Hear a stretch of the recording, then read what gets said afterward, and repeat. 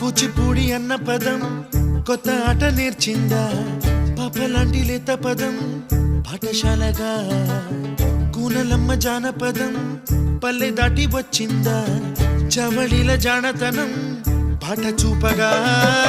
కుంచెలో దాగే చిత్రాలు ఎదురొచ్చేలా అంతటా ఎన్నో వర్ణాలు, మంచులో దాగే చైత్రాలు బదులిచ్చేలా ఇంతలా ఏవో రాగాలు.